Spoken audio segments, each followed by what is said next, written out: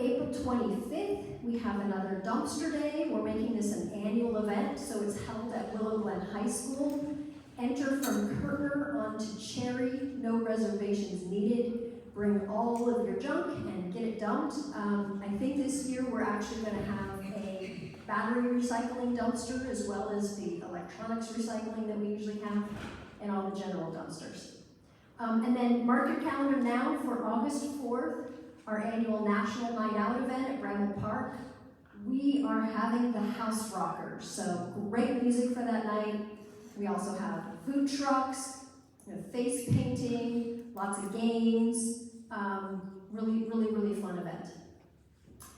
We will move on to our presenters for the evening. So from District 6, Michael Mulcahy's office, we have his Community Service Officer, Jessica Hellman here to give us an update on VSEX.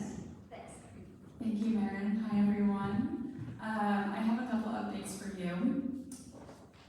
One moment. First of all,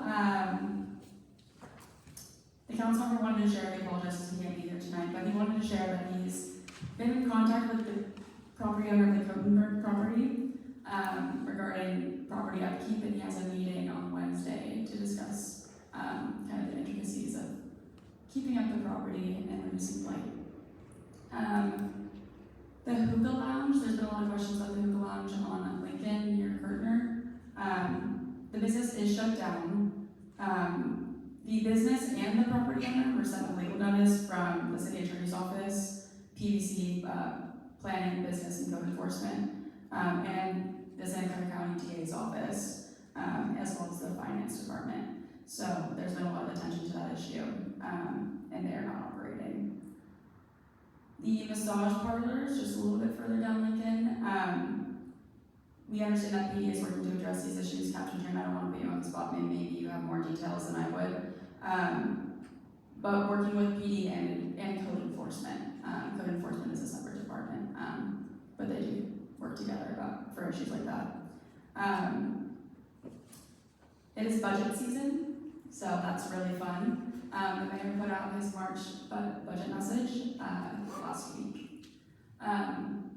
So we're welcoming all feedback about what you would want our priorities to be. We're putting out a newsletter or an e-letter tomorrow that kind of details what our priorities are and what we would like to see in the budget cycle this year. So there's also going to be a budget community town hall on Monday, April 20th. The location is TBD. If you remember last year, there were individual district town halls. This year we're combining. So we will be doing it with 1, 3, and 7. But it's going to be Monday, April 20th at 6 p.m. And then, also something I wanted to mention, I met with these Bellarmine students. They are working on this really cool website platform situation where they're kind of giving nonpartisan summaries of council meetings before the meeting and then what happens after the meeting. So if you want an accessible way to kind of stay in touch with what the council will be talking about each meeting, I highly recommend it. It's called Civic Digest. If you guys receive our newsletters, I'm going to link it. In the beginning part of the newsletter, it was really impressive what these students are doing. So there's a new opening on Lincoln Avenue. We just celebrated the grand opening of Crooners. It's a barbershop. They've been opening and in business for a little bit, but we celebrated last weekend. So if you need a haircut, I know there's already a lot of places on Lincoln Avenue to get a haircut, but here's another one. And then just a couple of upcoming events. We have our Picnic and Play event, which I will kind of briefly go over the backstory. The Guadalupe River Park has been seeing a lot of improvements over the past couple of years, a lot of investments from different communities, community members, public and private partnerships. This event is celebrating the revitalization of Arena Green East and Arena Green kind of in full, which is the park right next to the SAP Center. You might remember where the carousel was. I rode the carousel as a kid, so there's been a lot of effort trying to bring back more positive attention to the park, especially after COVID.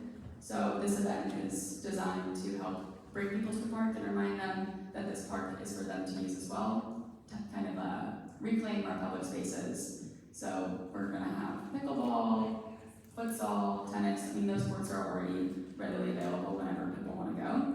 There will also be food trucks and kind of just a community gathering there. Highly encourage you guys all to come. That's this Saturday, March 21st at 11 a.m. Then we have an upcoming cleanup on Lincoln Avenue, another one near the Roberto Dobie and Sue Knoll House. They requested that we partner with them on this cleanup, so we're doing a trash pickup, we'll be a trash pickup. Sometimes we do other things. But this one has limited space, just because it's a smaller area, but if you're interested, it's going to be on our social medias, our Facebook, and our newsletters. So, I think that's all I have today. If there's any pressing questions, maybe I'll take some time to answer some briefly. But as always, you can email our District 6 inbox. If you have emailed it recently, we kind of received a flood of messages, so we're kind of figuring out the inbox. So we might be a little bit delayed for a little bit, but we can try to stay on it, yeah.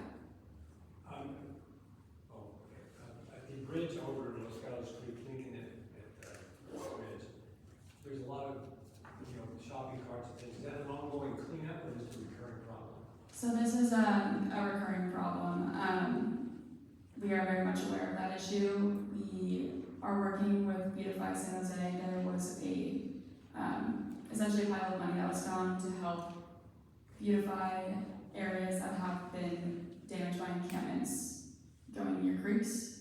So we're going to be doing some work there to try and make the area nicer, and most importantly, put in a sturdier fence.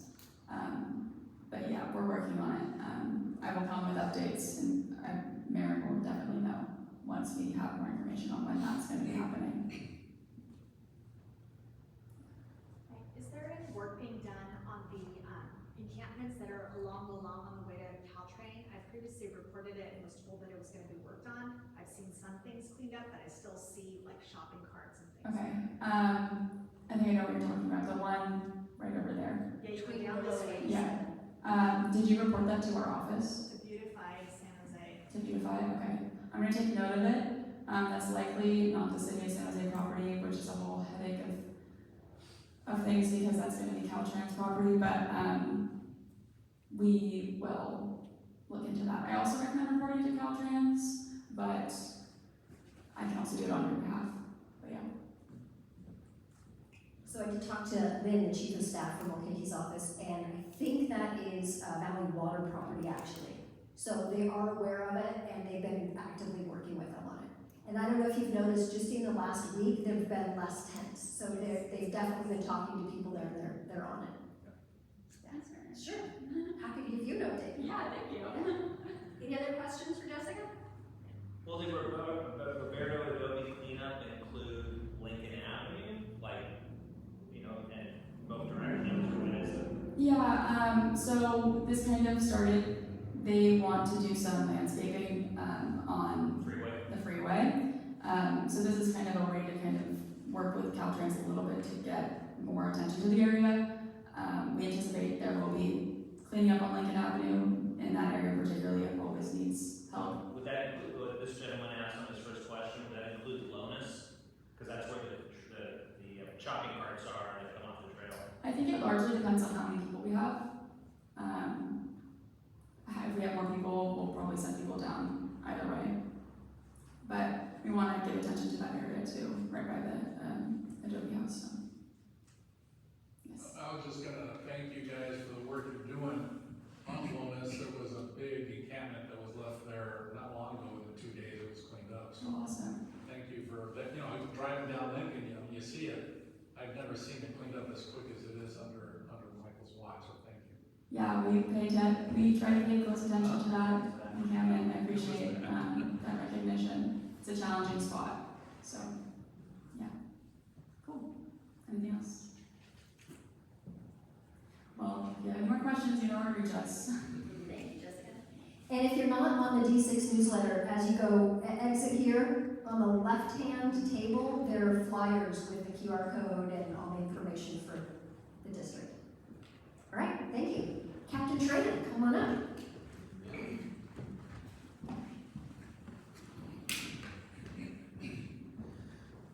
Good evening. How's everybody doing tonight? It's good to see everybody's back after a couple months break.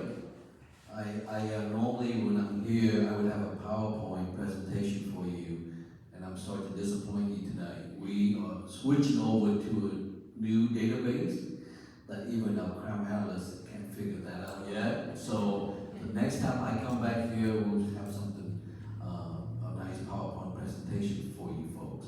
But I can tell you, I did look into the data. We don't have anything that's trending, nothing that's you should be concerned about. I think we had about maybe 350 calls for service in the Willow Glen neighborhood for the month of February. Just to put things in perspective, for the city, we had like 11,000 calls for service. So you had a very small fraction of those. And a lot of those calls for service were your welfare check and your typical simple disturbances.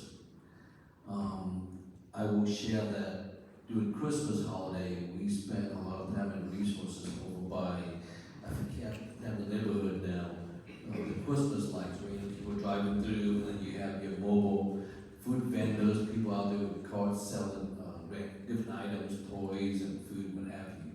We did spend some time out there educating folks that they need a permit to do that, and even when they do have permits, they're not allowed to be in a residential neighborhood at night.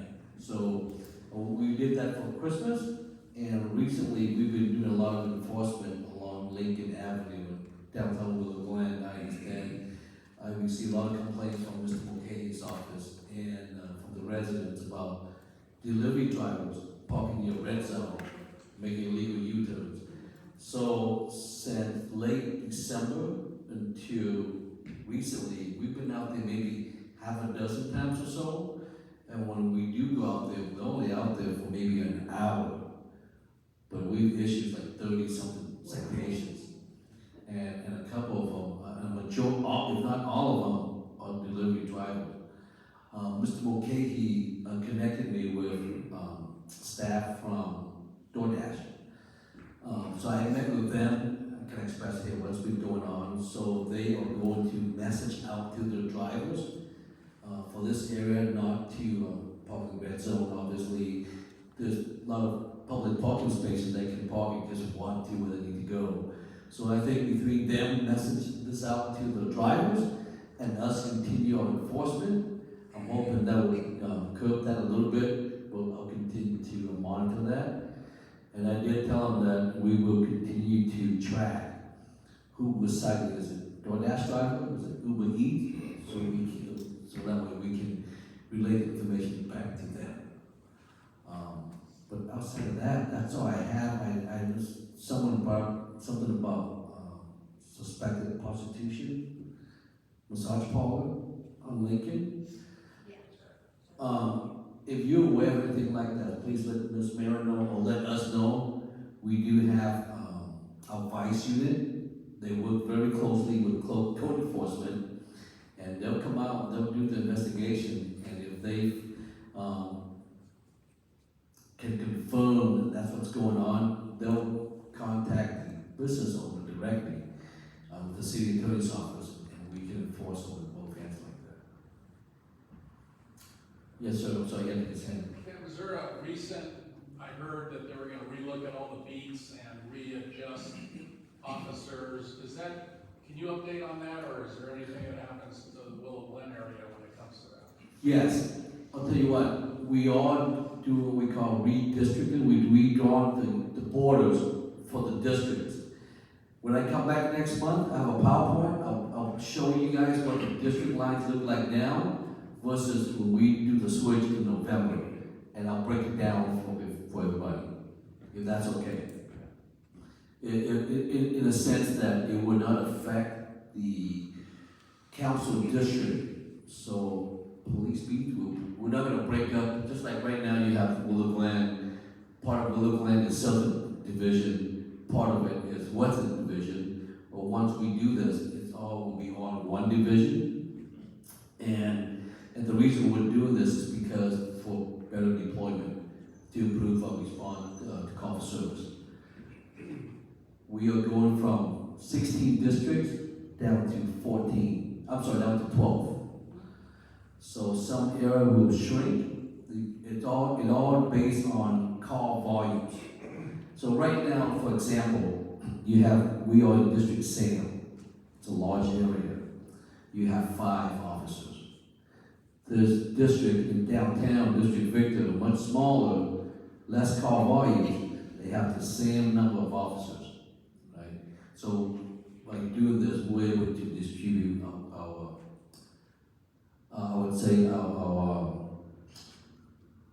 ability to provide service equally throughout the city. Yes, sir. Have you installed any of those speed cameras yet? Yes, we have. There are 5 locations. I'm mistaken. Speed cameras, not yet. Red lights, yes. I think we have 5 locations in San Jose. And have those generated many citations or not much? Oh my gosh, yes. If I'm not mistaken, last I spoke to them, we're in the thousands at those 5 locations. They issued quite a lot of tickets. I'm sorry, ma'am? Where are they? Oh, you know, I can't remember. One place I remember, this is by my house, so I make sure I don't run the red light. It's Camden and Bascom. The other location is 3rd and Keys. And I can't remember if you Google the location, it'll pop up. But there are 5 locations in San Jose. Yes, ma'am. I have a question that's siloed specifically to where we live. We live on Dry Creek, and we have people who use that street for racing, and been verbally accosted. Jim and I have been verbally accosted by somebody who we were like trying to slow down a little bit, and got really nasty with us. And so my question to you is, what can we do to try to get that speed lower on that street with speed bumps, or what can we do on our end to help our neighborhood become a little safer?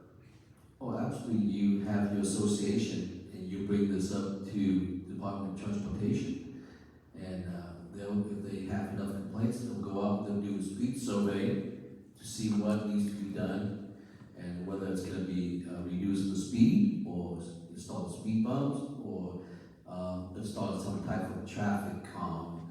You know, it's all Department of Transportation. Would it help if we got the people on the street to, I don't want to say sign a petition, but at least say they're in agreement with some of our concerns?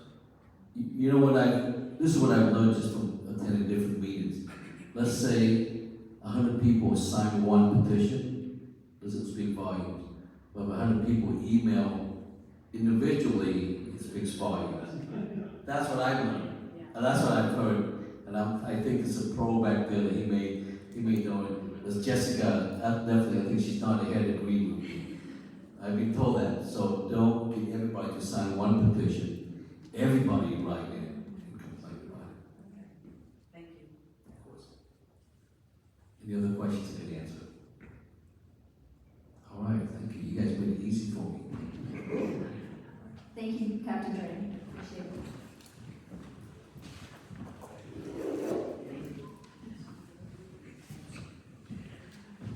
Okay, next up tonight, we have a presentation from the City of San Jose Environmental Services. And the presentation. Thank you.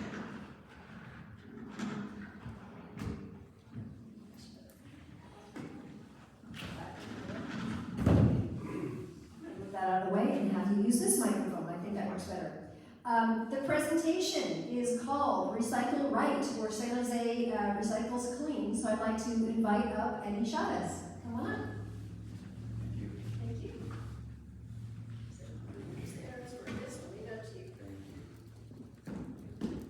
Brought some props tonight. Just one. We'll get to that a little later, and I'll try not to break the microphone. So the City of San Jose would like to welcome you all to the Recycle Right presentation this evening, and we want to thank the Willow Glen Neighborhood Association for hosting us. My name is Eddie Chavez, and I work for the City of San Jose in the Environmental Services Department, and I am a maintenance worker, and what I do is I maintain and service all the public litter cans throughout the city. My colleague is Sharon Smith, and I think she's here tonight.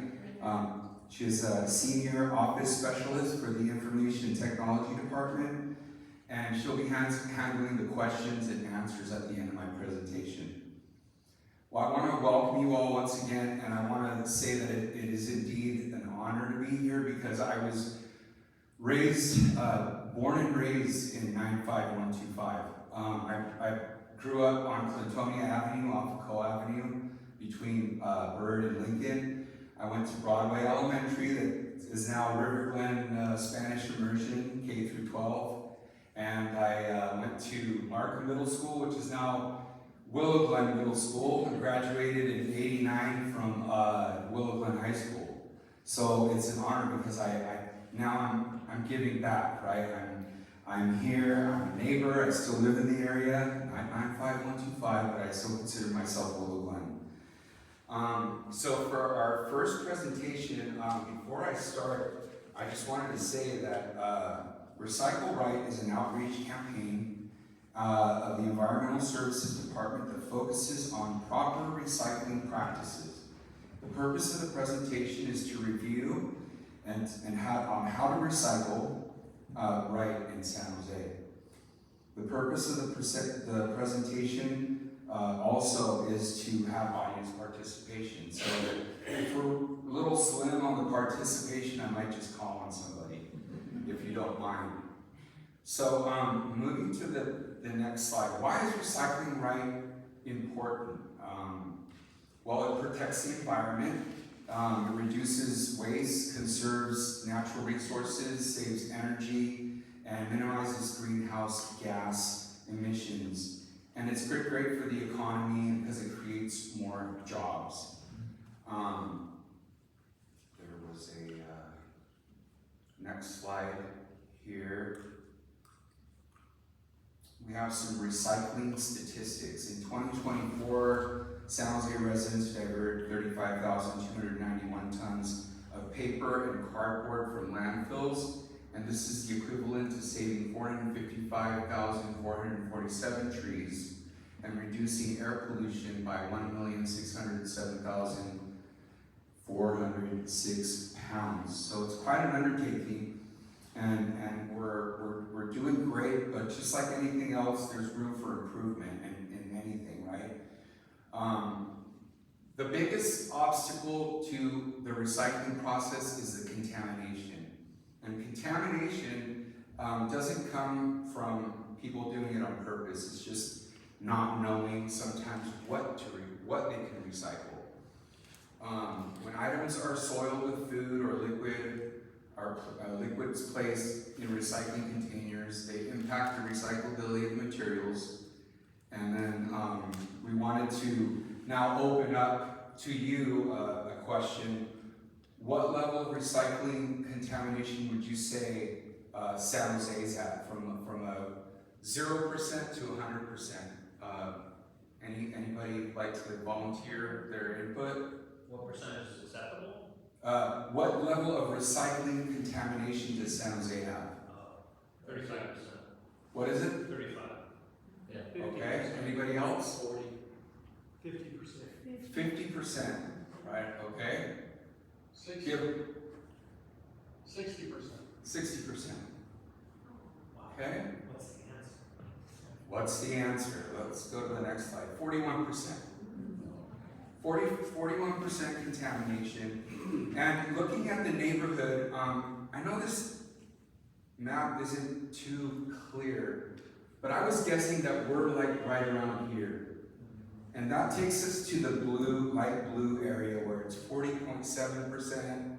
So I'm guessing we're like 41% to 45%, right? So we're doing good, which, like I mentioned before, there's always room for improvement.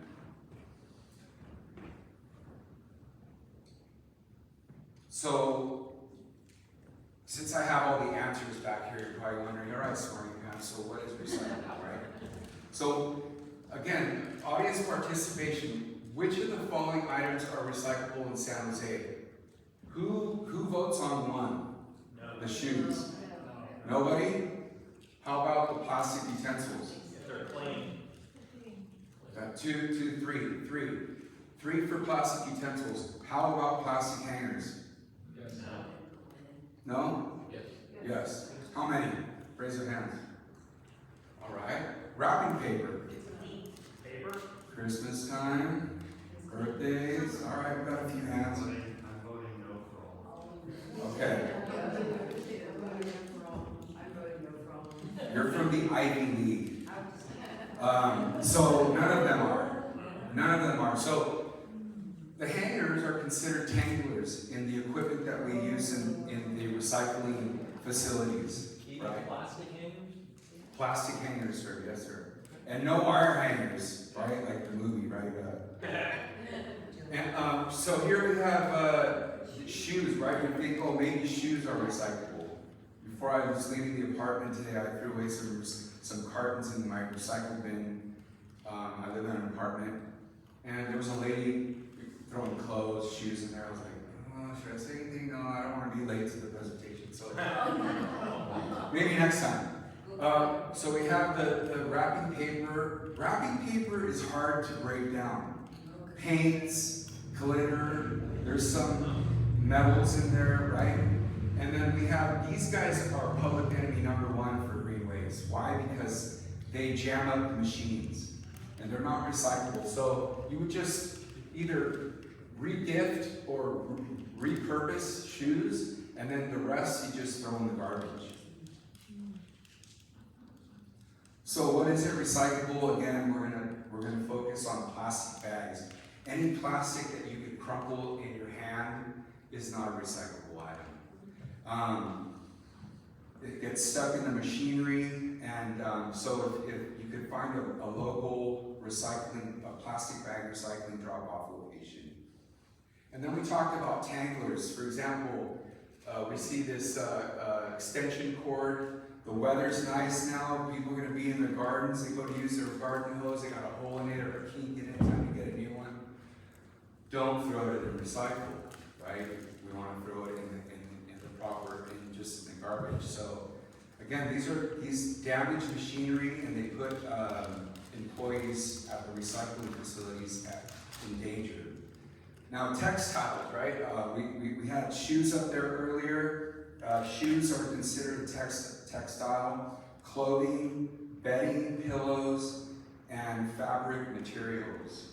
Now I'm gonna share that I'm guilty of this, okay, the last one here, because before I started working for the city of San Jose, I'm a single guy, I go out for pizza on Fridays. What do I do with the box? I throw it in the recycle, and I think I'm doing a great job, right? Well, wrong, because the oils that are saturated in the cardboard and the melted cheese and so forth, those are not, there's no way to break those down to recycle it properly, right? So what about the top flap? The top flap stays clean, right? Unless you use it as a plate, you could always recycle that. What is recyclables? Aluminum, steel, and tin cans, foil, scrap metal, under 60 pounds, and certain cookware.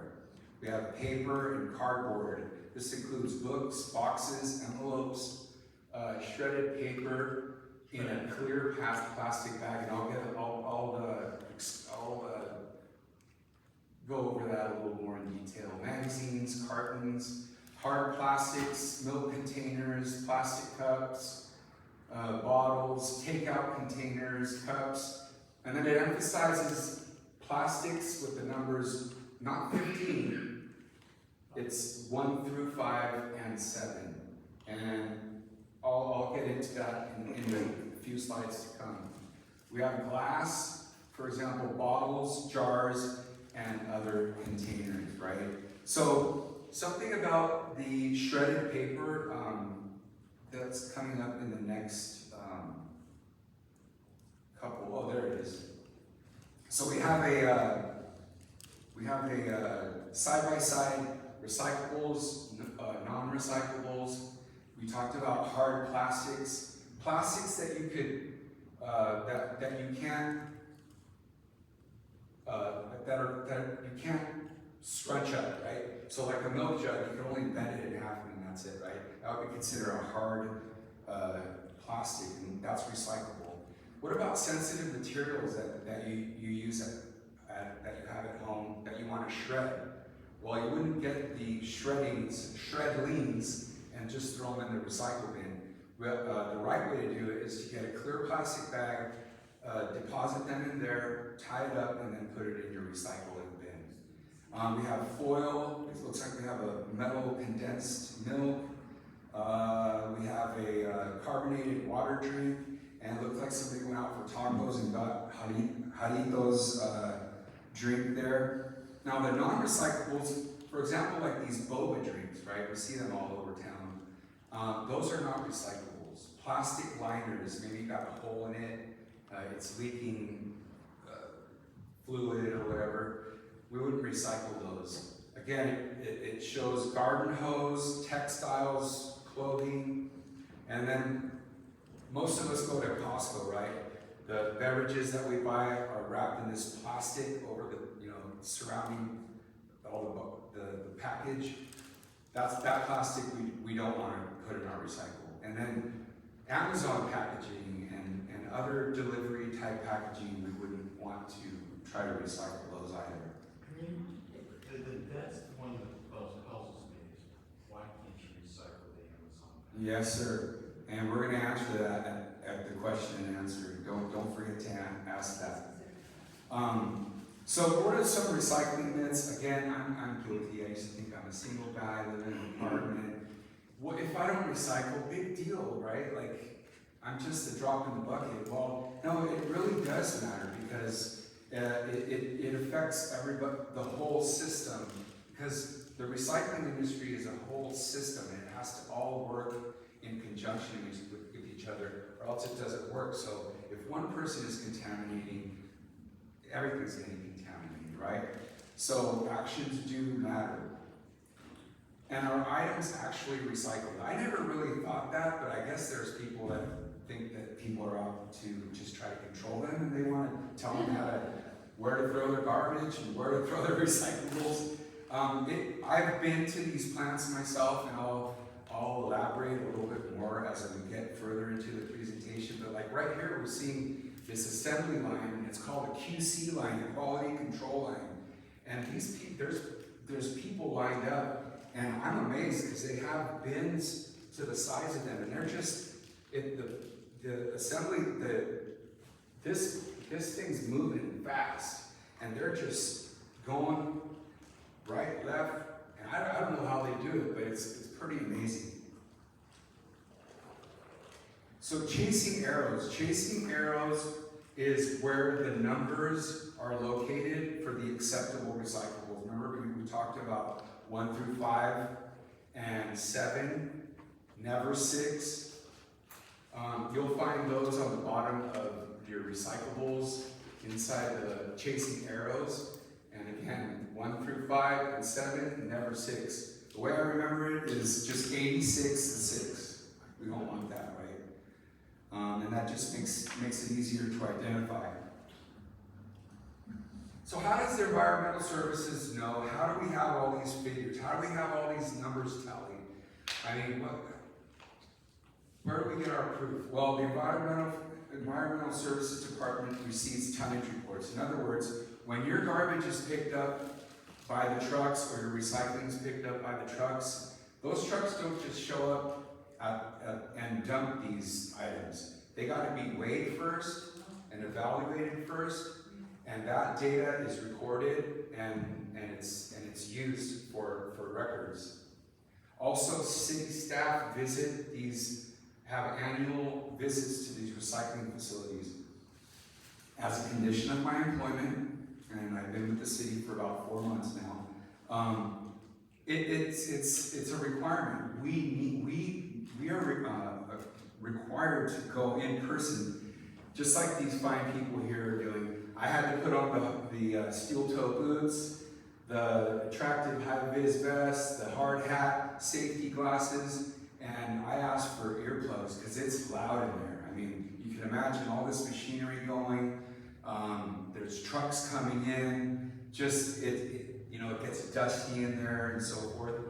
And I did a little research for you guys. If you ever want to take a virtual tour of the facilities, you can go to Greenway's website and they have virtual tours. There's videos you can watch from YouTube, and it's pretty interesting. I mean, I was impressed. There's robots in here. I mean, they have like suction cups on them, and it's like you're in a sci-fi movie. But it's really impressive, and I encourage you, if you have the time, to take a look at that. So where does my recycling go? Once we use the product, it goes into your recycling bins. A truck comes, picks it up. By the way, if I'm not mistaken, is garbage day in this area still like Thursdays? Yeah. Okay, cool. Yeah, my dad would, you better put the cats out Wednesday night. But so it goes on the truck, goes to the facility, and then it gets baled once it's QC'd and clean. We call it clean. It's a clean bale. It's ready to be resourced and made into something new, right? And resold.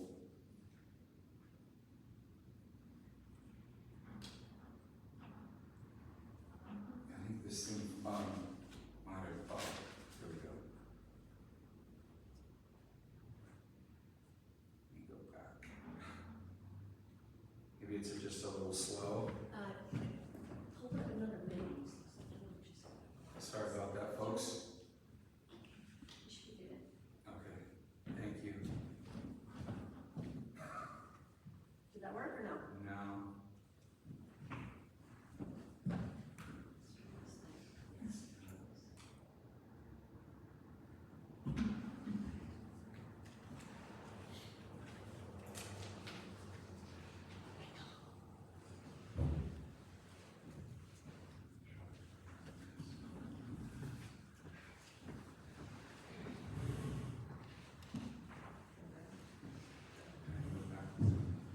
And this first. Thank you. So where was I? Oh. Okay, so these are the bales. These are the clean bales, and they're ready to be resourced, right? They're ready to be sent off to be made to make something new. They're about 12 feet tall. So cart set out guidelines. Now that can on the top left-hand corner is supposed to be right here. I don't know what happened, but maybe that happens to you when your garbage truck comes. Maybe you're trying to find where'd my can go? Is it like down the street in the neighbor's yard? But anyway, it's supposed to be down here, and the clearance between those two cans should be 2 feet.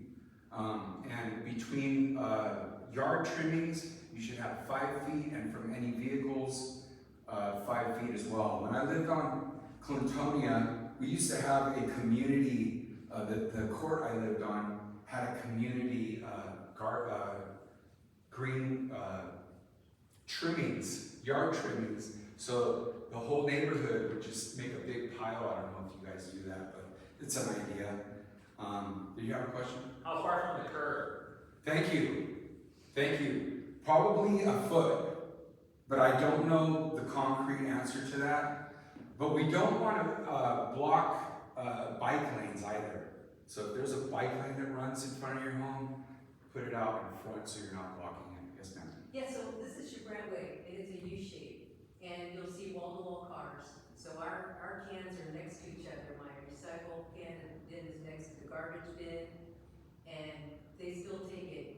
We don't have the room to have each one separated by 2 feet. I've never heard that they don't pick. This is just the ideal scenario. Okay. You know, but if you're restricted, I believe that, you know, it is what it is, right? I mean, you only do, but this is the ideal scenario if you have the room, because those buckets on the trucks, they open up and they grab the yard trimmings, right? So they have to have room to accommodate. And then again, do not place food scraps, including pumpkins, in yard trimming piles. I used to do that because my dad had a lot of fruit trees and stuff, and it'd fall to the ground and rot. So I'd throw them in there. Now I know better, right? But if you don't know, you don't know. Hope that answered your question. Moving on to single family guidelines. So a couple of years ago, my sister and I, we were caring for my parents. They were in hospice at home, and we were accumulating a lot of garbage, a lot of medical wrappings and packages and so forth. So by Tuesday, we'd be full. So she'd send me to Safeway or Lucky's somewhere to get these garbage stickers. But after working for the city, I found out that you could go to the library. I didn't know that. And the good thing about purchasing through the library is that your proceeds go to support library programs, right? So that's good to know. And then also you can go to the first floor, 200 East Santa Clara Street, is over there at City Hall. They sell them there too. You can go to the information booth and go. Cashier, thank you. Thank you, Sharon. What about extra cardboard boxes? They need to be no larger than 4 foot by 4 foot. And why? I asked this question, why? And I was told that the opening where the cardboard goes on the trucks is just a hair bigger than 4 feet. So anything bigger than that, they wouldn't be able to fit it in there. So, and then place your extra recyclables in a clear plastic bag or on the curb, and then place any oil jugs, and footnote here with the cap nicely tightened on there, right, so the oil doesn't spill out. And then filter bags on the curb next to the carts. Sure. That is only for motor oil. Motor No oil. motor oil, if you deep fry a turkey or your radiator, no, they take only motor oil. And you have to call in to Green Team, your hauler, to ask them to deliver the oil jugs and that you can get 4 each at a time. Thank you, Sharon. Appreciate that. You can also schedule a no-cost junk pickup, and we'll get a little more into detail about that. Multifamily guidelines. Again, I mentioned I live in an apartment, and the containers they get full to the top. No, when they get full to the top, they keep piling up as high as they can go, and so we just that's something that we want to avoid. You can ask your property manager to schedule an extra pickup if that happens, and keep large items out of the dumpster. Sometimes I see, lamps and side tables, and sometimes I've seen, mattresses back there. All they need to do is schedule a no-cost junk pickup. Or you can ask your property manager where junk pickup items should be set out. So never block enclosures. I have yet to see a car block an enclosure where I live, but hey, it's still early in the evening. Okay, so here we are at junk pickup, right? If you have a mattress, side table, desk, lamps, right? Here's the site you can visit, sjenvironment.org/junk pickups, and you can see if your items qualify to be picked up. You can also go to San Jose 311 or call 311 to schedule a pickup, and then follow the instructions on the email that they send to you. Are you unsure of what to recycle? I kid you not, Saturday night my girlfriend was cooking me dinner, and she goes, I'm out. And she's like, where does this go? Does it go in the garbage? Does it go in the recycle? I'm like, just look on the can, look on the bottom, look around. And she's like, there's nothing on here. I didn't believe her, so I grabbed it, started looking at it, and I couldn't find anything on here, right? Well, I went to sanjoserecycles.org, and they have, it's really cool. In the search bar, you can enter something if you're unsure about it, and sure enough, it just said if the contents were completely out and it's empty, I could throw it in the recycle. So that was a good tool. And then also as a side note, I did some further research about who's a fan of junk mail in here.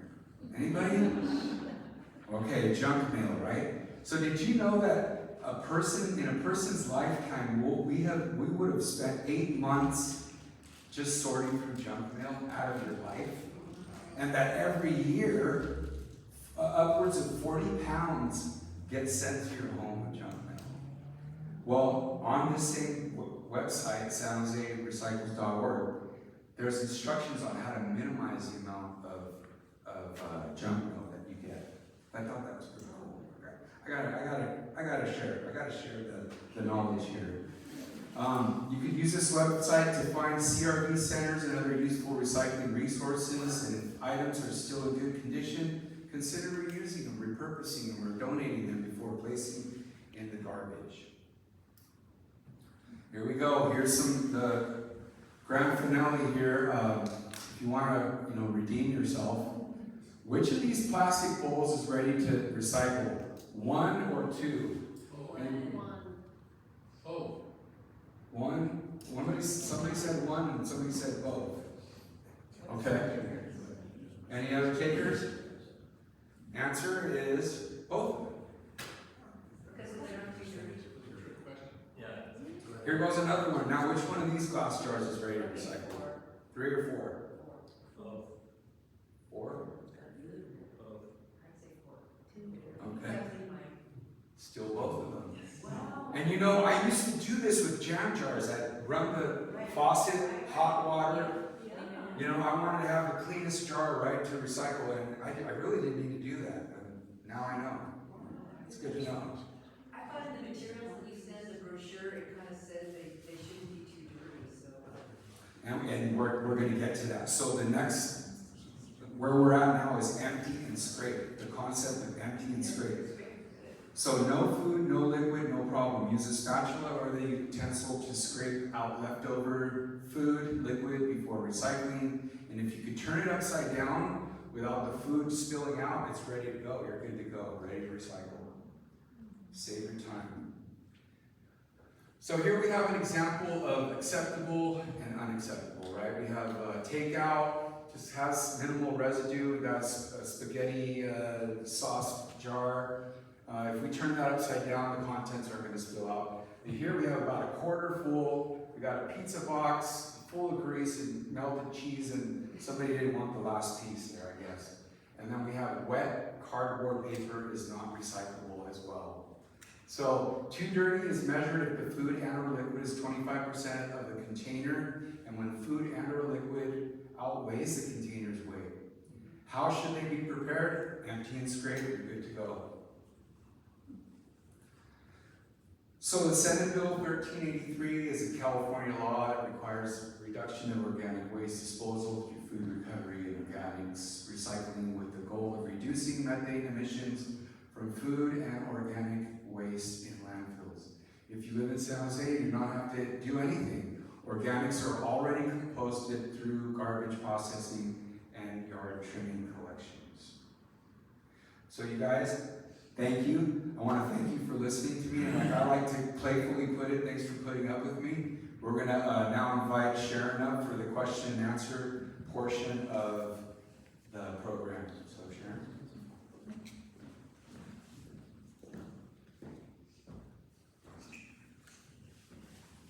Hi everybody.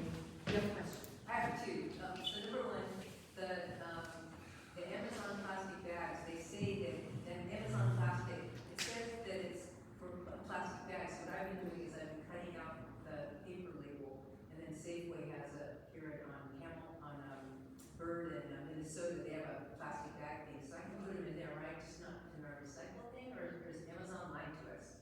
Well, the thing about those kind of packagings is in the content, what the plastic is made of. So it's not, they can't break it down for recycling purposes. So I have not heard of taking anything to Safeway. So Safeway has plastic bag collection.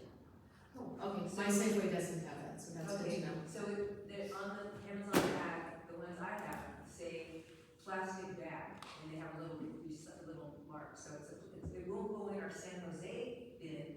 I just save the plastic bags and I bring them to Safeway here on wherever. Okay, that's ideal. My Safeway is over by Westgate, and it does not have that. Then my second thing is, I live on Grandway, and I would say maybe a quarter, maybe 30% of the homes are renters. And so I'm not this nosy neighbor, but sometimes I can get to talking to people and I see what they're putting in their bin, and I just kind of mention it. I think, is there a way, their property owners are getting those really good brochures, and I have to say they've really improved on where to place things and what to put in them. addresses. And so maybe you have. I thought that they did, to be quite honest. It Okay. should go maybe even current resident or something. Okay, so maybe they're throwing them away, but I just got the impression that they might, when I spoke to the last person I spoke to, they hadn't seen them, and they're not nice and big, right? Right. As you said. Right, well, okay, so let me back up just a step, and we'll get back to that. So my name is Sharon, and I've worked for the city of San Jose for going on 19 years in the same department, the customer contact center. So anybody who's ever called for a missed pickup, or pothole in the street, or just about anything city related, I'm one of the people that answers those calls. And we are now known as SJ311, and we've always managed the garbage, recycle, yard waste, junk pickup programs. We also manage municipal water, which is parts of Evergreen and Alviso. So, yes, as far as our recycle program, I don't know that we actually send mailers out. From time to time, there are mail, because I get stuff at my home too. And different pieces of mail will come out about garbage and recycling and different programs and what have you, and they are extremely helpful. But I'm not the homeowner, and they still come to the house with no name on it, just mailed out.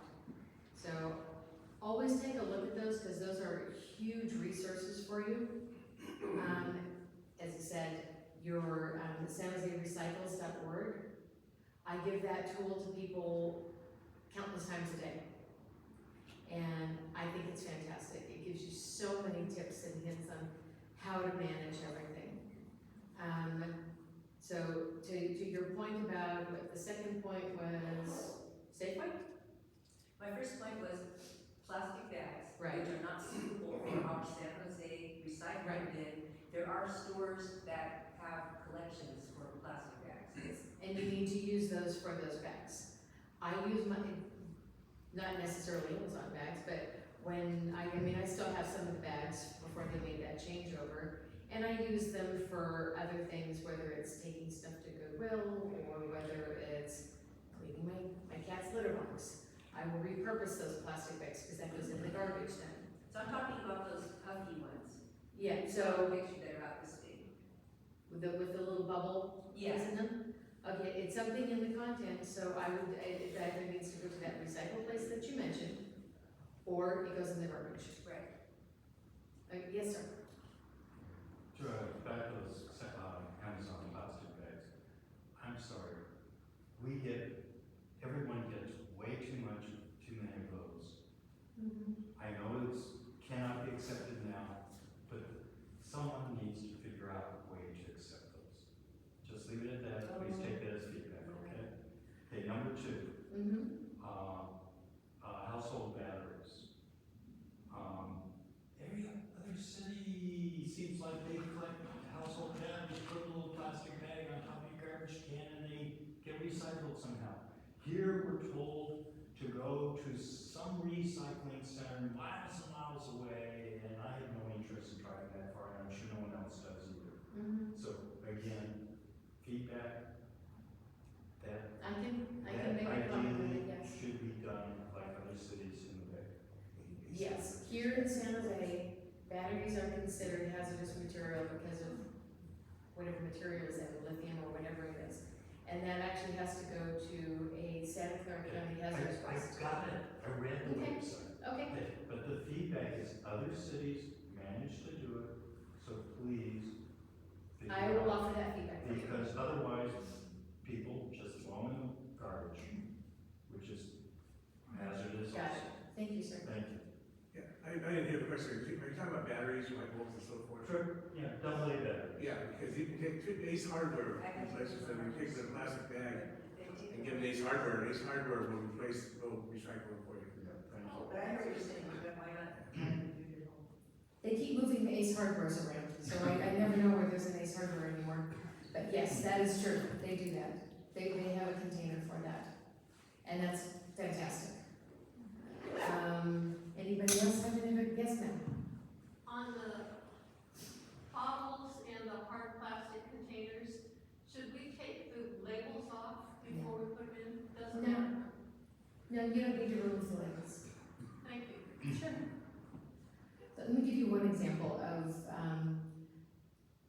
container that typically would go in your recycle bin, but that didn't in this one particular instance. I got a phone call from a man who was very upset. His recycle cart did not get emptied. And unfortunately, the cause for his cart not getting emptied was because at the very last minute, he threw a pickle jar in. So there was a pickle jar sitting at the top, and the driver saw it. With liquid? It had not only liquid but pickles in it. And he was furious. He was screaming at me. He wanted to know why the guy didn't just take it out. And so I had to explain to him, unfortunately, the drivers cannot mitigate that kind of thing.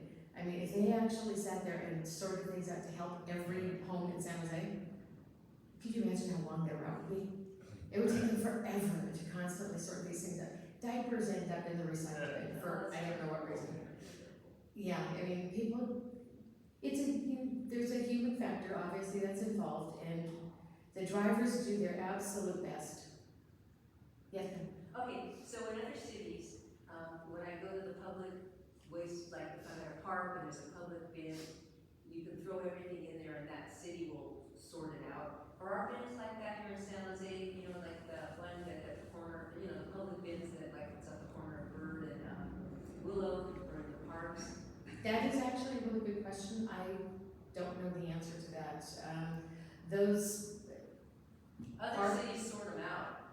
In San Francisco, you can put anything in anything, San Francisco operates very, very differently. Right. So that's why I'm asking this one, because sometimes I just hang on to something till I can get to a recycle. Right. So I'm not sure how Parks and Recreation manages the garbage containers here in San Jose. That's not part of my part of the service because that's Parks and Recreation. So I'm really not sure. Well, they're emptying them into something that's I would presume that they probably have to because I've been to parks and they don't have a garbage can and a recycle can, so they have to probably sort it out. I mean, to your point about sorting things, garbage cans from a park, oh dear God, yeah. I wouldn't want to be the person having to do that because you just don't know. Yes, exactly, and it could be quite gross. So, what other kind of questions? Yes, ma'am. I've heard some people say, well, it doesn't matter which can I'm putting them in because they don't actually recycle these things anyway. They would be wrong. Okay. I have been told, trained, however we want to define this, that the reason for the importance of the scrape and making it as clean as possible, not having to wash it, of course, but all of this material that gets baled, it goes on one of those huge metal containers that goes on the ship, and it goes off to wherever it goes to be repurposed into sweaters or whatever happens with this material. If they find contamination in that humongous bin, the whole thing gets rejected. And that's a lot. I don't know what would happen to it after that. I never thought to ask that question. But yes, so it's very important that, because it does get moved somewhere for repurposing. Do you know where it gets moved? Like who's buying San Jose's recyclables? Developing countries where you can just dump it? Yes, or are they just dumping it in the developing I countries? was told it goes offshore to There's a lot somewhere. of information on that if you look online. That's why it's important to consume less, because a lot of it winds up in a junk pile next to where people live in very primitive, not like us. Yeah, I was under the impression that companies were buying it to repurpose it. Some do, but some end up just being waste. I mean, you can just It's not a given that search it's all on videos purchased. about it. It's not a given that it's all purchased. I wonder what percentage is. But our goal is to divert from a landfill, which we're Yes, successful. yes. Then it becomes someone else's issue, and in this case, it's kind of. Yeah, so it's not environmental justice. Do we have any other questions I could possibly try to help with? So Amazon does sometimes use kind of a paper bag for delivery. You pull the tab on, is that Yes. recyclable? I have had some of those delivered to me as well. I think it depends on the packaging. If it's just that card, I'm gonna call it brown construction paper, the brown heavy paper. Yeah. That should be recyclable, yes. if it's got any kind of a coating to the material, or if it's, sometimes I've seen where they have that padding thing on the inside, it's like a cotton. It's like a fiber. Yeah, bubble envelope is not recyclable. Right. Even if it's made of paper? Well, it's still plastic on the inside. Yeah, the plastic portion, if it's got that, what we like to pop that bubble stuff. Bubble, yeah. Yeah, that part wouldn't be, so unfortunately it would be trash. They're really good reusable. Yeah. Yes, to you. I have another question. Yes. So, do you want us to separate things that are different recyclable materials? So like, for example, a milk carton that's made of paper but has a plastic cap on it, do you want the plastic cap off or do you want it on? So That's a good question. Yeah. I found out that from 0 to 2 inches, caps should stay on the containers. Okay. And anything 2 inches or bigger can be recycled separately. Okay, was that like taking a butter knife and pulling off the thing that it goes in? You know, Yeah. so that, but the small ones, I can think, that's a good thing. Yeah, you're, Okay. yeah. That would be more like a cap for maybe like the big thing of cat litter. Yeah, this is like, whatever, 1 inch, should stay on the bottle, even if it's 2 inches. But anything bigger than 2 inches, just separate, is recyclable by itself, yeah. As apart, separate. Right. Great. That's all my questions. Fascinating, thank you. Sure. So please feel free to call SJ 311. It's 535-3500, which is historically the phone number that people used to call the contact center at City Hall. It's also now 311. 311 is no longer police, it's City Hall. We have an app. There is an app. We are available Monday to Friday from 8 to 5. We have, you can go on to 311 and you can live chat with one of us, or you can send us an email to customer service at sanjosecity.gov. But again, we're Monday to Friday, 8 to 5. Anybody can ask about the police phone number? For non-emergency, since you don't call 311 anymore? Tell us. It's area code 408-277-8900. Just like with the old 311 before we made the split change. You will get a recording. I can tell you, the first option is your language preference. The second option, just press 0. So I would say press 1 for English, in this case here, and then 0 to be routed directly to a police officer if you do need police. Yes, ma'am. Just, maybe you already addressed this, but if you need a new recycle can, is it the old one picked up, a new one delivered, and Yes. it's free, right? It is free. Okay. So that's the beauty. Thank you for asking that. So the recycle cans are free irregardless. You don't pay for that can. You can call 311 or you can call Green Team directly at 282-4400. I need my can replaced. Same phone number because of where you live for your garbage can. And something happens to your garbage can, you can get it replaced for free unless you get a bigger can. If you upsize, the city's gonna send you quite a big bill a couple months later. And then the increase would go to your property taxes after that. But replacements are always free. Yeah, one last question, and just, again, maybe you already answered this, but my mind's been working on this. So you showed on one of your, things up there, that there was a whole bunch of stuff that you can't recycle, hangers and all that other stuff. And it just goes into the trash because it jams up the machines, was the explanation. How come we don't make machines that addresses those issues instead of throwing all the plastic in the garbage? That's a good question. That's a greater question than my ability, because when I hear that and I try to think about it, modifying these trucks would be quite a large production. And because then they would have to either update or replace every single one of those trucks that are out there on the street. So maybe as the technology advances and new trucks are generated because they cycle them out, maybe that could be something that we could address. Cause that all goes into landfill, all those Anything that goes in the garbage goes to landfill, yes. non-biodegradable things. Yes, limitations, there's limitations to the program. Yeah, yeah. I wonder how we can melt that stuff down and repurpose. Right. I don't ever throw hangers out personally unless, because I buy the plastic hangers for my mom. And when I throw in any hanger, it's because the hook has snapped. Otherwise, I mean, my hangers will last for years and years and years and years. So I don't know why anybody throws them out. Give me goodwill. Yes, exactly. Okay, I think we're about done here. Thank you very much. Yeah. Thank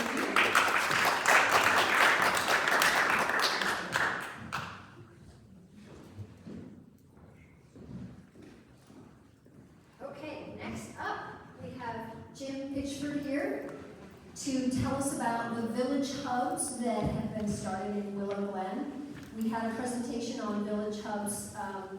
David Moore, who started it kind of Rose Garden area, and we're glad to see that this is catching on and spreading into Willow Glen. So thank you for being here, Jim. All right, thank you guys for sticking around.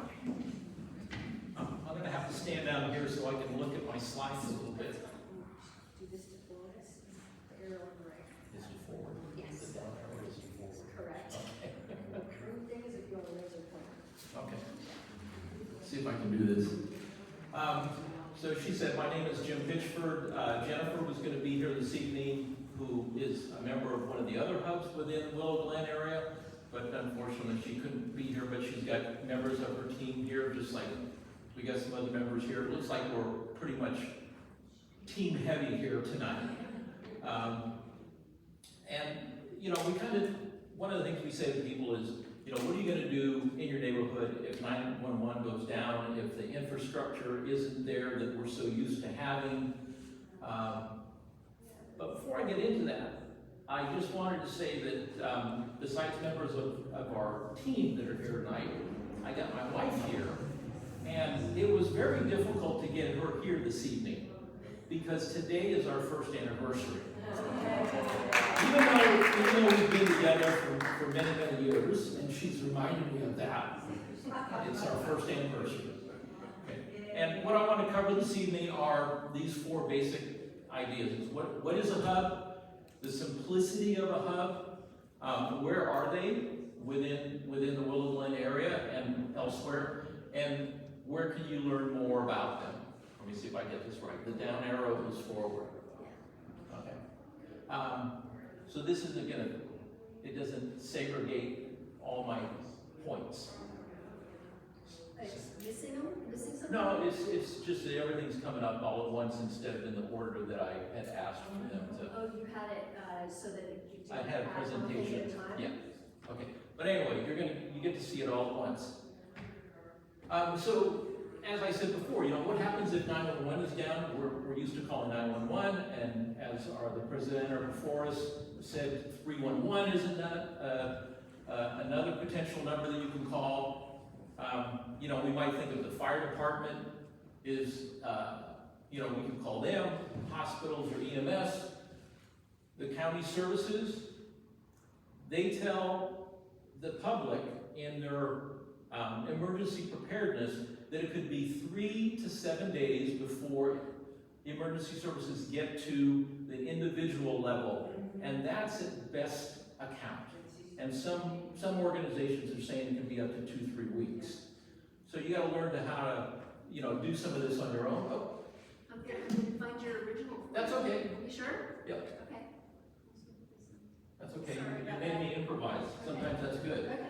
And so it's, you know, your neighborhood. Your neighborhood might be a good avenue to address some of the issues at hand. Aha. Okay, we're out of sync now. I love it when other people buy me time and I don't. There we go. Okay, this is a study that was done. What's the most important factor of surviving a disaster, and they found out that it's really how tightly knit your community is, how tightly knit the neighbors are, and not necessarily, you know, the emergency response teams that you would look to having help you. This is a great example. This is a picture from Hellman last year where they had the huge floods through back east. And this town was completely cut off because of the ravaging waters that went through, and it cut out bridges, it cut out roads. They were an island basically, surrounded by raging waters. And on their own, organically, they developed a system to help inform the community, keep everybody safe, disperse people, make people help. And so they did something that the Village Hub does, but they didn't even know that concept existed. They just made it happen out of necessity. Okay, so here's a good eye chart. Okay, what's a hub? It's basically neighbors helping neighbors, which we've probably all done throughout, you know, living where we live, but this is going to be doing it in more of a disaster emergency kind of situation. It helps facilitate that neighbor-to-neighbor contact. It makes neighbors more effective because we've already got a system in place that can help that organization work better. The neighbors are going to share information across each other. They might share information to a hub that's a distance from them that might be vital to that hub. It's run by volunteers, a lot of what you see here. And they a volunteer might invest 5 hours a year of their time to kind of get, we'll say, I don't want to say certified, but retrained on what their purpose is. Maybe some changes in the way the organization functions. And then you have a core group. A lot of the people here this evening are part of that core group who kind of decide where's the hub going to be in their area, when are they going to hold events, when are they going to hold training. And ideally, the hubs would be about a 10 to 15 minute walk distance from where you might live. And part of that is so that if roads are down or other infrastructure is down, you want to be able to get someplace quickly. And if somebody told you that, you know, the hub that's going to help you is 3 miles across town, you may not go there. You want to do something quickly. And CERT, I'm sure a lot of you have heard of CERT. It's quite prevalent throughout the Bay Area, Community Emergency Response Team. It's a great program.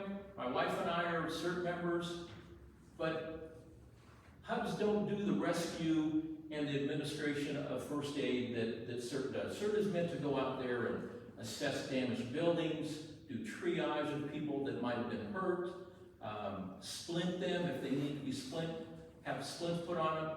And when I saw this program, I kind of said to myself, I think I can be more effective at a neighbor and community level than at a CERT level. And also CERT typically has to wait for the county emergency preparedness organization to set them in motion, tell them where to go and what to do and where they could be used. Also, it's a very low-tech system that we use in a village hub. You know, phones may not work, electricity may not be available, roads may be damaged, so you've got to come up with a method that you can help one another, you can relay information, and it's done easily and effectively. Again, part of the simplicity. The hub is broken down into kind of 4 main categories. There's the information kind of side of a hub, which disseminates the information that comes into them, hands it out to the individuals in that area, and the information that we get on Dry Creek and our hub may be different than the information that another hub gets because of location and what's around you. So that information is important. Then there's volunteers, and it's volunteer where somebody comes to the village hub and says, hey, can you use me? I'm available to help out. So this is, you know, people are helping in this connection. It might be somebody that has a certain skill, maybe they're an electrician, maybe they're a plumber, maybe they just know certain things that most of us don't know. Or it could be a teenager that says, hey, I'm willing to take food to an elderly person because they're not able to get to where they would normally get their food, or their food's not being delivered to them. So the beauty about that is we can use people from somebody, if they can ride a bicycle, we can probably use them in the hub to facilitate some of the things that need to be done. Supplies and equipment. One that we like to use is somebody comes to the hub and says, a tree fell down in my yard, it's blocking my driveway, I can't get to my door. Does anybody have a chainsaw? We don't keep chainsaws there, but more than likely somebody's going to come to the hub and they're going to see that the chainsaw is needed, and they'll go, I have a chainsaw, I can loan it to that person, they can use it. The hub doesn't acquire supplies. We make connections to help people share those supplies with other people. We were at a hub event a number of months ago, and a person came up and said, I have a bunch of water I can share. And I thought, oh, the guy's got cases of water that he bought at Costco. He goes, no, he says, I have a well on my property. I go, you have a well on your property? And this was down on the Alameda. And he says, yeah, he says, I'm a few blocks down. I go, and you still have a well on your property? He goes, yeah. He says, if anybody needs water, send them to my house. He says, I'll give them water. You know, who would think of that? And then education.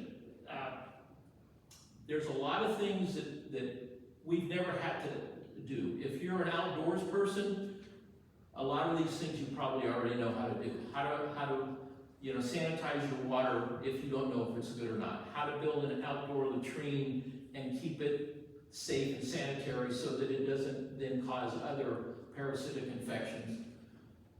So these are the 4 aspects of a hub. In this instance in the picture, you'll see that there are 4 tents. And each one of those tents, in this example, would be used to occupy one of those 4 resources that a hub offers to the community.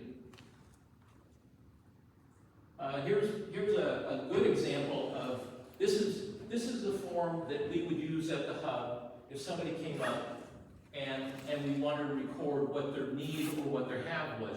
And in this case, a person came up and they said, hey, the electricity's out, the food in my freezer is going to spoil, I'd love to be able to share this food with anybody that needs it. And we said, okay, let's take your information down. So in this case, we circled a plus. They have this. They don't need it, they have it. And we wrote down some of the specifics. It's supplies, it's this person or an address with a phone number, fictitious in this case. When they're going to be home, if somebody wants to come by and get that food or that item that they are willing to share. And a little bit about the situation. Now, later on, a person might come up and say, the stores are all closed, I've run out of food, I need some food. In that case, we would circle a minus saying there's a need there. And it would be the person manning that booth to try and make a connection between the have and the need, okay? But at the same time, it could have been reversed. The person in need could have shown up first, saying, I need food. Well, we don't have any right now, but let's take the information.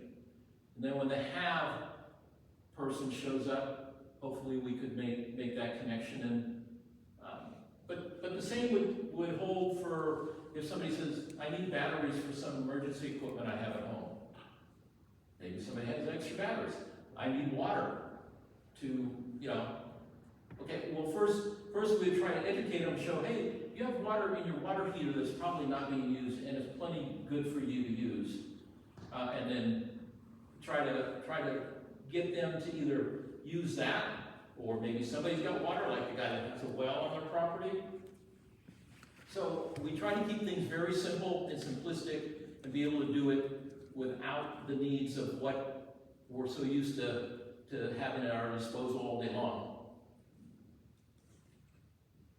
Here's another example of a bulletin that might be posted, and this was from an actual event, practice event that we did a number of months ago. This all pertains to the area we live in, the Dry Creek Village Hub area. It may not pertain to a hub that's halfway across town, because maybe the gas line at Meridian Hamilton doesn't pertain to them, so that wouldn't be on their bulletin. They have a bulletin or a posting that's unique to their area and things that are going on in their area that those neighbors and that community should know about.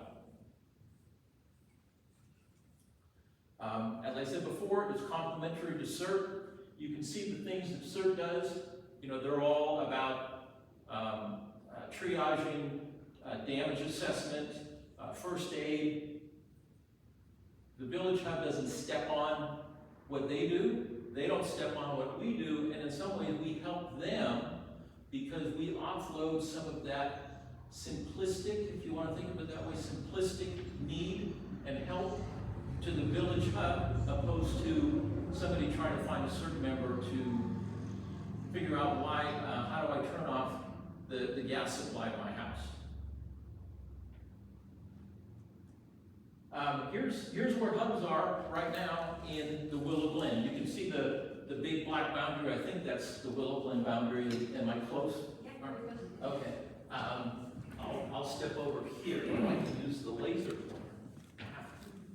Okay, so this first one down here, this is the Dry Creek Hub. It's on Dry Creek Road at the corner of Dry Creek Way. And we picked that area because our driveways aren't very well set up on Dry Creek Road, and there's a huge parking area right there at the corner. And then we have the Stone Church Hub that's at Lincoln and Clark. Lincoln and Clark. And I'm sure anybody that lives in the Willow Glen area has passed that church many, many times. It's not affiliated with the church. The church just said, you can use our space for this activity. And then there's another one that's, these circles are about a 10 to 15 minute walk radius. It's located out of the boundaries of Willow Glen, but it still encompasses, you know, many of the residents of Willow Glen. I'm sure somebody that was over there, you know, they're not going to be turned away from any of the others, but there's crossover. I think one of the things I like to point out about this side is there's a lot of room still in Willow Glen for other hubs. And, you know, would love to entertain more people into this concept. Let me catch you, I'm almost there, thank you. And then you'll see others, the Alameda Shasta. This is the one where I told you the gentleman had a well in his yard. Dry Creek Way, Stone Church, Glenside Riviera, which is this one. Oh, I did it now, didn't I? Or is that? It's that. I don't know what happened. It's that one there, that's Stone Church. No, that's Glenside Riviera. Glenside Riviera at Cornerstone Church. Boy, those two churches really got me messed up. Then there's one in Ladera, Portola Valley, and therefore that's a smaller hub because the community is small, and they're able to have a CERT group on site because CERT operates out of the same facility that the Village Hub up there operates out of. And then there's another one in Campbell at the Campbell Library. And we're looking for more. I don't want to say we're looking. Okay, learn more. I got some flyers I can give you but there's a free online course, and it takes about 2 hours of your time, You can stop anytime you want, it remembers where you left off, and you can go back in and pick up. To give you some history of the hub, because the hub isn't unique to our area. It's been in place for 16 or 18 years and originated out of Seattle. They have about 128 hubs in the Seattle area. It lists out the practice events if anybody wants to see how a village hub works. And it's a resource if you want to start a hub of your own.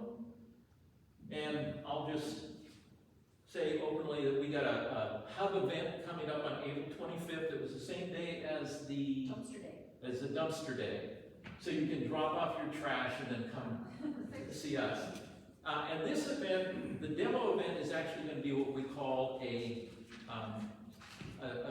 drill, where if you show up, we're going to give you, you're going to pick out a hat, you're going to pick a piece of paper that has a scenario on it. And we don't know what it is, you don't know what it is, and you're going to go up to the greeter at the hub, and you're going to say, and you'll read your scenario, you'll say, this is what's going on. And they'll help navigate you through, the 4 possibilities of how we can assist, answer, or solution, what your scenario says. And it's real world stuff. So again, I quickly tried to go through what is a hub, how simple it is, where we're located, and how you can learn more. Questions? Yeah, no, I would love to help start one, because I'm on Chavez, we're a circle, we have a neighborhood directory, and it seems, some of us are very friendly with each other, so then we have the Baha'i right here, so maybe there's a possibility of having this be a hub, because we've got this, streets that are several, like north to where the creek is, to Cove, anyway, thank you. Yeah. No, it's, and you bring up, you get to know the neighborhood, and that's one of the things we found out. Most of the time people that might be 2, 3 doors over, and that's about the extent of the knowledge you have of your community. And so if you can, grow that. Los Angeles has a program similar in nature, but what it is you have to know the 3 neighbors on each side of you.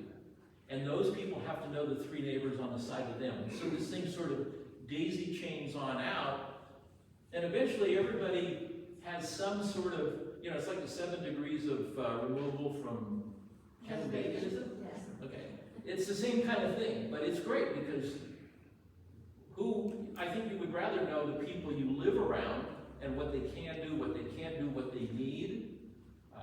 We're finding out from our hub where some of the elderly and disabled people are, that if I walk by their house with our dog each day, I would never know. And so it's that community that's giving that knowledge to the rest of us, so it's great. Yeah, we used to have this a long time ago, and like on my street, I know someone who's a retired nurse, so we know the people who have like these certain skills, so if something happens, like if there's a storm and we're all in our homes for 2 weeks or whatever, I think just on Chabran Way, we could probably make do with us, but it'd be nice to do something more official and more inclusive. Yeah, well, and if you just did it on your street, there may be somebody on that street says, well, I'd like to extend it to the one behind it, or the one next to it. So, it can grow. Yes. So, yeah, it's a good idea.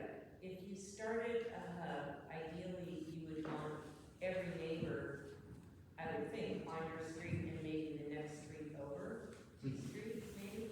And then is there some kind of disaster kit that we can put together and give to each person, or? Well, there's no funding for the hubs. Yeah. Okay. The city Office of Emergency Services is like, go for it. We love it because it definitely helps them. Within the website that I'm directing you to, it has all kinds of information about emergency preparedness. I was at an event that your church, or I don't want to say your church, but your hub organized. And there was a great handout, and it was like in a month, was a list that every day you do these little things to add to your emergency preparedness or needs. Is that correct, Martha? Yes, there was a flyer where every week you can add something else, and by certain time you have, a full kit. But Yeah. but that was not through that was something else that I think was But from what the was city. what was nice is that your group went to the level to make that available to people. Even though you didn't create the list, you said, here it is already. But to address your question, there is like what we did was we purchased 2 tents, not 4. And we keep it in an area at Nancy's house that we have access to. And we actually started with a hub in a box, but now it's hub in a suitcase, because we roll it. We roll it down to the corner and set up. Yeah. So there are things that do belong in the hub, emergency kit, I'll call it. Yeah. But it's not a lot, and we had to keep it simple. And then what Marta has done with their hub is they went to another level, and it's how to prepare yourself for an emergency, and the things to add to that emergency kit on a personal level. So there's 2 different things that I think we're talking about here. It's a nice idea. The other thing is, I'm talking to my neighbors about doing a neighborhood watch program, and at this meeting, you can almost introduce us. Absolutely. Because it partners well. Well, yeah, the two Yeah. the two go together. Yes. They could function very well together. Yeah. Okay, I know you have a question, then I'll get to you. Yes, I was listening, I was thinking, I'm a Baha'i, I'm a Baha'i member of this Baha'i Center. And just like Diane, I was thinking the same thing, I thought maybe this center could be, but of course, I can't for sure say it because we do things with consultation, but I can definitely suggest that to our assembly, and maybe this place would be for this neighbors. Yeah, and it's, as I said, like Martha's group, they were lucky enough that Stone Church said, you can use our facility. Yeah, but the thing is that first I wanted to know, are there any people that they can train us on that? Oh, absolutely. And also the other question. Come to our event. We're going to be Come to the event, Okay, and we will share with you what we do. And then my other question, what kind of disaster are you talking about? Well, hopefully, we all hope that disasters don't come, but they say always be prepared. And so it's, what's going to take down our infrastructure where we can't communicate. I was surprised today on Nextdoor, I saw a number of posts saying, the internet down. Anybody else have a problem with the internet? Well, so it's more fragile than sometimes we think. But the one event that we did down on the Alameda, it had to do with a flood. It was Lexington Dam breaking. And you'd be surprised how much of San Jose would get flooded if Lexington broke. Yeah. So it doesn't have to be an earthquake, it doesn't have to be a meteor shower, it can be something it sounds simple, but it's still a big deal. Wasn't it 2023 when the cyclone long and power was out here? Power was out here, and I'm lucky I have gas, so my home was heated, but people were in need, and so with the hub, it would be like you're saying, people. Yeah. I want to get to you. You have a question. What's the most likely emergency you think can happen in San Jose? I have some examples. For example, I don't want an example, I want to know what he thinks the most highest priority is likelihood to happen in San Jose. It was probably the flood. To me, the flood seems the most realistic. There's a flood zone right over here. Flood and earthquake. Yeah. And wildfires. Earthquake, for sure. And wildfires and heat waves, then the electricity goes out, and it could be like a shortage for several days, and air pollution at the same time. A few years back, we had a situation like that. So that could be, that's another case that I see pretty I don't want to be one of those doomsday sayers. That's not what I'm trying to be. But it's a way for you as a community member to help directly in your community and not have to be dependent upon what the state or the city or the government has put in place. It's something you can put in place and be more help manage more. Yes. Two questions. One is, how do you get the information out to your neighbors that this hub exists? What we've been doing so far is prior to an event, we usually hand out about 250 flyers, and we go door to door. And if somebody's there, we talk to them. If they're not, we leave it. I also post on Craigslist, on Nextdoor, because they have good posts for events. And you know, Willow Glen would be another one. Super. I should know the answer to this question. I know this QR code goes to certain together, but does this take them to David's website that if somebody wants to open the hub, they can Yes. take the course? Yes. Okay, so that's the QR code. Okay, we're gonna do that. That's the magic QR Yeah. code. If to you get go there, started. It's a very easy course. It tells you everything that you need to know. So the QR code's magic there. one of the things also too is there's in one of the drop downs there's a listing of the maps, very similar to what I showed you. And if you hover over a particular location where there's a hub, it will tell you who's in charge of that hub, how to get a hold of them, so that, you know, if you go, they're close to me, or I want to reach out to these 2 or 3 people because see how they can help facilitate us starting or organizing or talking to somebody. So there's a lot of really good information at your disposal there before the internet goes down and you can't get to it. Okay. Yes? So when an emergency happens, how do people know if you're holding a hub or not? Like if the power goes out, maybe it's out only for 3 hours, like is a hub gonna pop up? Or would you reach out to people in some way saying, okay, we're having a hub or not yet, or? So you have to assume there's no way to reach anybody. Okay. So the people already know where the location is that they're going to congregate. Okay. Maybe they take one of their sons or daughters and say, ride your bike down and see if they're over there. And so that's, we're hoping we can get to that level where people just remember that there it is, there's potential help there. If there isn't a resource there that can do our need, they might be able to point us to a resource that can. So it's, I guess, you know, for some of us that are a lot older, you can go back and go, you know, how did mom and dad know that, you know, this was what they had to do? And that's why it kind of goes back to that old term, village hub. You know, that was the meeting, the congregating place for people to be if they didn't know what was going on. If you come to our pop-up on April 25th, you'll see it in action. We'll give you a scenario, a piece of paper, and you can just walk through. It's really fun to do.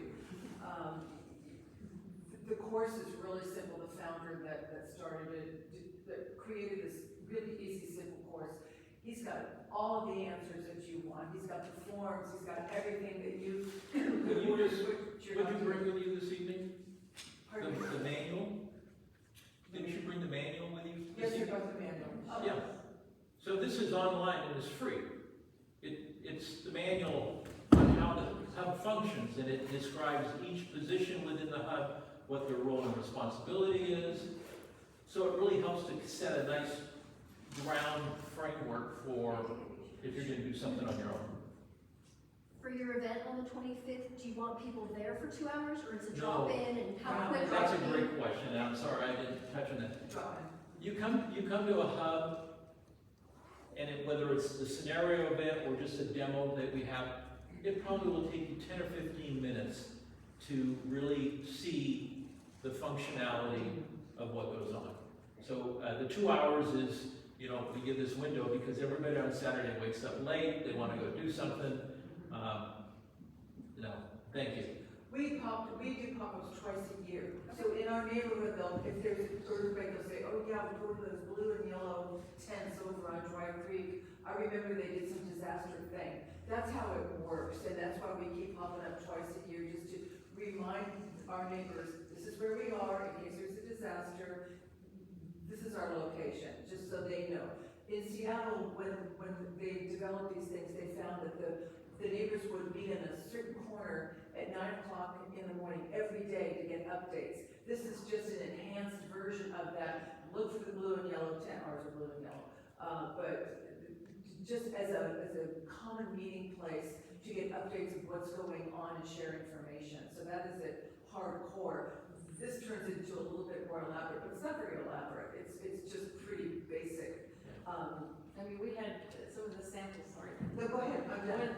One of the samples, examples that we did was, I happened to pick this scenario, and it was, or I was the manager at that point. Somebody came up to me and said, I found this man wandering around the street, and he's disoriented, and he seems lost. So we had a lost person, right? But that person that found this person was responsible for taking care of that person because they couldn't just leave them in the hub. So we did these scenarios, and it was very interesting. We all learned as hub team members, but also the people that came and helped us learn also.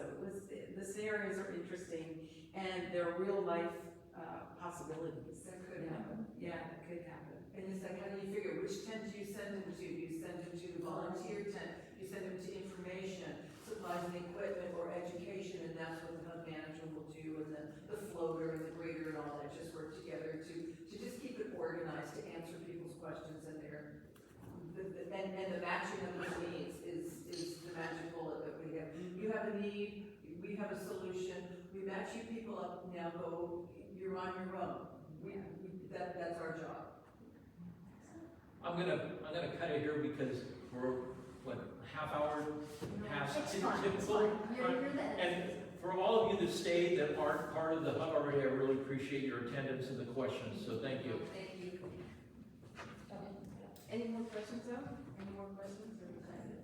If you want to stay and ask more questions, we can stay, but. Okay, thank you. Thank you very much. So before you leave, Jim, I have something to present you with. This is a certificate of appreciation from Willow Glen Neighborhood Association for your leadership in starting a village hub in Willow Glen. Look, honey, the first anniversary is paper. Oh my God, that's awesome.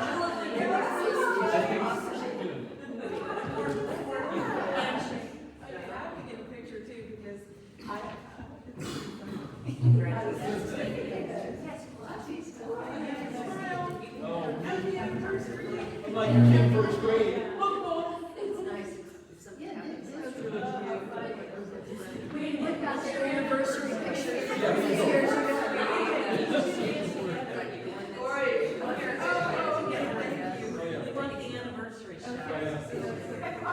How exciting.